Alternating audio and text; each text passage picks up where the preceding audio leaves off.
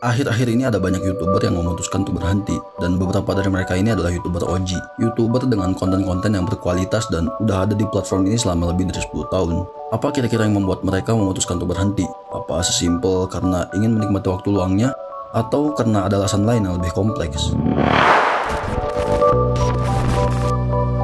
Beberapa kreator yang kemarin sempat mengumumkan untuk berhenti di YouTube, diantaranya ada Sinokom, kalau kalian editor mungkin tahu atau pernah nonton tutorialnya, MadPad yang ngebahas dan membedah teori game dan film, produksi kontennya juga butuh effort lebih dengan style editingnya yang punya ciri khas kayak gini, Tom Scott yang production value-nya tinggi dan paling effort karena dia bikin konten ke berbagai tempat dan nunjukin banyak hal baru, The Bald Guy, Seth Everman, terus Leon Hendricks. Kalau di Indonesia kita tahu ada Skinny Indonesian 24 dan banyak lagi lainnya yang mungkin gue gak tahu.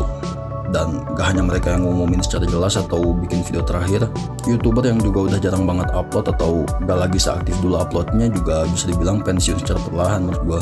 Contohnya PewDiePie yang sekarang udah hidup damai di Jepang, kadang upload sebulan sekali vlog atau konten biasanya, sempet break karena lahiran anaknya dan sekarang udah mulai aktif lagi uploadnya. Atau kalau di Indonesia ada Last Day Production, LDP, ya yang punya channelnya sekarang udah sibuk ngurusin bisnisnya. Chandra Leo, Tim Tuan, walaupun secara upload Tim Tuan masih aktif, tapi konten-kontennya udah berubah dari yang dulu dan gak pernah ada lagi konten dengan gaya dan ciri khasnya yang dulu. Ya maklum sih, semuanya juga udah berubah. YouTuber seangkatannya juga udah pada bubar dan gak kayak dulu lagi. Agung Hapsah, dia juga jarang upload. Edozel yang sempat ngumumin berhenti di YouTube tapi dengan maksud masih upload, cuma nggak seaktif dulu lagi. Jawas Bros yang nasibnya sekarang nggak tahu gimana, apakah bakal lanjut hiatus part 2 atau bubar. Buat yang nggak tahu bisa coba tonton video Legends YouTubers Jawas Bros di Netroxler dan masih banyak lagi lainnya. Setiap orang pasti punya alasannya sendiri kenapa mereka berhenti di YouTube. Entah karena kerjaannya di luar YouTube, atau karena udah sibuk berkeluarga, atau karena sistem dan algoritma YouTube yang berubah. Gue coba breakdown beberapa yang jadi alasan para kreator ini mutusin untuk berhenti di YouTube. Yang pertama, hobi yang jadi pekerjaan.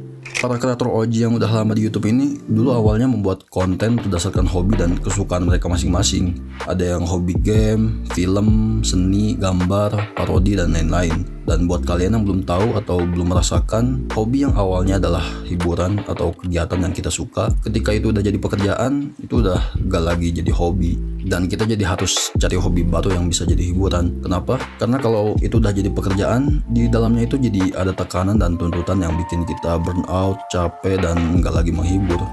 Kemudian gue nyebutnya kreatif person aja. Ini adalah salah satu alasan dari beberapa kreator yang kemarin sempat memutuskan untuk berhenti. Kreator yang awalnya cuma ingin menyalurkan ide-ide kreatif dan hobinya ke dalam sebuah konten, ketika dia mulai berkembang, yang awalnya dia cuma buat konten untuk menyalurkan ide kreatif dia, lama-kelamaan dia jadi harus ngurusin tim, kerja sama brand, meeting sama klien, invoice, urusan pajak, legal, dan lain-lain. Sebenarnya bisa aja kita delegasiin ke tim, tapi beban pikiran jadi nambah karena kita harus manage mereka semua dan secara gak langsung juga menanggung biaya hidup seluruh tim. Contoh sederhana dari yang gue lihat itu Tara Arts. Kru di Tara Arts sudah beberapa kali ganti dan puncaknya menurut gue di tahun 2022. Maksudnya di tahun itu jumlah kru Tara Arts paling banyak dibanding sebelumnya.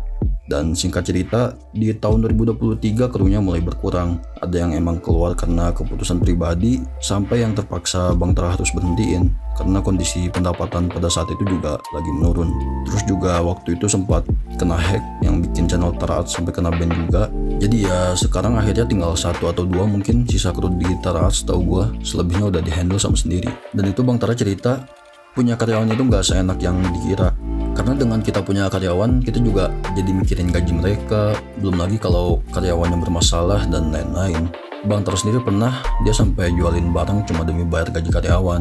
Intinya pekerjaan yang dulunya ini hobi dilakukan karena mereka suka, sekarang udah jadi pekerjaan yang melelahkan, bahkan bisa lebih capek daripada jadi karyawan biasa karena job desk dan tanggung jawabnya yang banyak tadi. Makanya ada banyak kreator luar yang ngurusin semua halnya sendiri atau cuma punya tim 1-2 orang aja.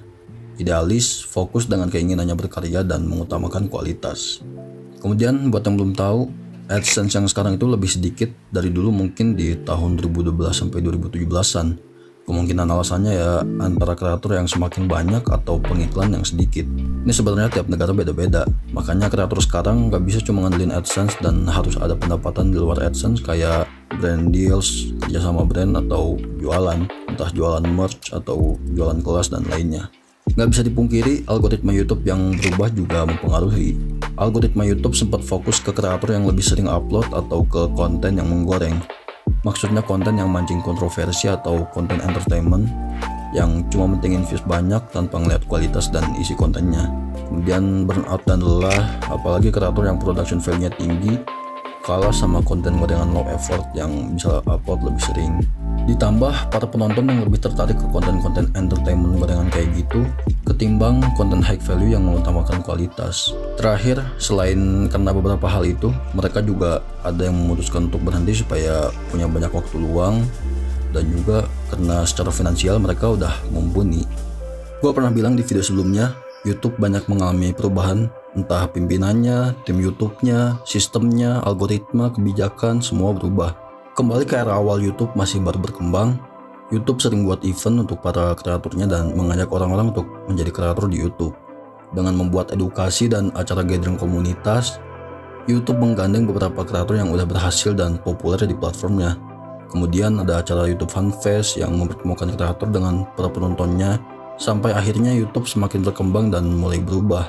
Kreator baru banyak yang bermunculan dengan konten-kontennya yang kebanyakan negatif, memancing kontroversi, drama, dan masalah. Yang bisa dibilang mereka ini juga kurang edukasi tentang dunia entertainment, gak bisa ngontrol sikap dan jadi contoh untuk para penontonnya. Yang didukung oleh algoritmanya yang pada saat itu hanya mementingkan views dan jumlah interaksi di kontennya, tanpa melihat kualitas dan isi dari kontennya tersebut. Kemudian juga retensi upload, yang mana kreator yang production value-nya tinggi, yang mungkin cuma bisa upload 2 minggu sekali atau sebulan sekali, kalah sama kreator yang paling sering upload dengan konten-konten yang mungkin low effort. Tapi setahu gue sekarang sejak tahun 2020 atau 2021an mungkin, algoritma YouTube juga udah berubah lagi. Ngefilter video-video yang mancing kontroversi atau drama gak lagi dinaikin sama YouTube. Ya mungkin contohnya kemarin ada film Dirty Vote yang viewsnya sampai jutaan aja nggak masuk ke trending. Kemudian ada persaingan platform, munculnya shorts. YouTube terlalu fokus ke sana dan mau ngambil market atau penonton konten-konten video pendek vertikal dari TikTok. Dan lama-kelamaan kreator berkualitas yang dulu justru membangun platform ini sampai bisa jadi sebesar sekarang mulai diabaikan dan digantikan sama kreator baru yang lebih populer atau lebih relevan dengan penonton sekarang. Yang pada akhirnya mereka para kreator lama ini keluar dari YouTube dengan alasan dan tujuannya masing-masing. Kalau kalian cuma lihat dari satu sisi, mungkin ada yang nganggap ini kesalahan dari kreatornya yang udah nggak bisa relevan dengan penonton sekarang atau nggak bisa maintain para penontonnya untuk terus bisa nonton konten mereka. Ya emang bener. Tapi kalau kalian juga lihat dari sisi YouTube-nya, algoritma dan rekomendasi sempat hancur dengan naikin konten-konten negatif yang gak sesuai sama selera penonton. Konten-konten kontroversi yang cuma naik sesaat, kemudian dilupain. Nah, itu tipe konten yang sebenarnya lebih cocok di format short kayak di platform TikTok. YouTube ini kayak lupa mereka dulu bisa berkembang berkat siapa. Jujur aja, kalau dulu orang-orang ke YouTube itu ketemu sama kreator-kreator yang kontennya cocok dengan selera mereka dan kemudian tujuan mereka ke YouTube itu jadi untuk nontonin konten-konten mereka. Makanya YouTube dulu punya tagline broadcast yourself. Misal kayak dulu gue ke YouTube itu tujuannya untuk nontonin konten-konten dari kreator yang gue suka dan subscribe. Kayak gue ke YouTube mau nonton channel Leo, lihat kontennya Tara Arts, terus nemu konten-konten dan kreator lainnya. Gak ngandelin rekomendasi di beranda YouTube. Kayak sekarang bingung mau nontonin siapa. Sekarang gue pribadi kalau buka YouTube udah bingung mau nontonin siapa. Dan ujung-ujungnya ya itu lagi yang gue tonton. Karena yang lain udah jarang upload, bahkan udah bubar. Kreator baru atau konten yang direkomendasiin pun jarang yang relevan dan sesuai sama selera gue. Nah di sini nih maksud gue, kalau kreator-kreator yang kita tonton dan jadi alasan kita untuk ke YouTube itu udah pergi, nanti kita mau nontonin siapa lagi di YouTube? Apa yang bikin kita mau nonton ke YouTube? Ya emang ada banyak banget kreator yang ada di YouTube, tapi ya gak semuanya bisa relevan dan susah untuk ketemu kreator baru yang bakal kita suka dan terus kita ikutin. Beda halnya sama platform short content, orang-orang nontonin konten mereka tanpa mentingin kreatornya. Karena ketika masuk ke platformnya, kita langsung disuguhin konten-konten yang langsung kita tonton, yang disesuaikan sama algoritma tanpa ada tujuan mau nontonin siapa di sini. Makanya susah untuk jadi kreator yang diingat di platform short content. Baru nontonin kontennya, scroll 1-2 konten ke bawah aja udah lupa. Makanya banyak mungkin dari kalian ngeliat orang-orang suka bilang, oh iya tahu pernah lihat di TikTok, tapi nggak kenal siapa dan nggak tahu namanya. Dan gak menutup kemungkinan kalau YouTube gak ambil tindakan untuk ngerangkul kreator-kreator berkualitasnya kayak dulu lagi, membangun komunitas dan ngumpulin orang-orang sesuai minat dan kesukaannya, gak mustahil ada kemungkinan YouTube bisa bubar atau kalah saing dengan platform lain. Dan itu udah terjadi sebelumnya, ketika TikTok tiba-tiba booming dan orang-orang ramai bikin konten di TikTok. Data jumlah pengguna aktif TikTok di US juga sempat hampir ngalahin jumlah pengguna YouTube. Makanya YouTube cepet-cepet bikin shorts untuk narik penonton konten format short vertikal dan nyaingin TikTok. Mereka gencar sampai ngundang kreator-kreator populer dari TikTok dan ngajakin orang-orang untuk bikin konten di shorts. Dan bisa jadi kalau YouTube nggak aware sama kreator-kreator lama atau berkualitasnya yang udah gak aktif dan keluar dari YouTube, misal mungkin bakal ada platform baru yang ngumpulin kreator-kreator berkualitas, yang mungkin sistem pendapatannya bisa lebih bagus, algoritma dan kebijakannya juga menguntungkan kreator, terus fitur-fiturnya inovatif, bakal punya potensi untuk ngalahin YouTube. Gue bukan kreator profesional atau ahli, tapi gue punya cukup pengalaman di industri ini sebagai orang yang juga bantu produksi konten di belakang layar. Jadi di sini gue ngungkapin beberapa hal berdasarkan pengalaman dan pengetahuan gue. Jadi belum tentu valid dan belum tentu salah juga. Kalau ada yang salah, tolong dikoreksi. Boleh juga share pendapat atau pengetahuan kalian soal hal ini di kolom komen. Like dan subscribe kalau kalian suka dengan konten ini. Coba kalian request hal apa yang bisa kita bahas di video selanjutnya.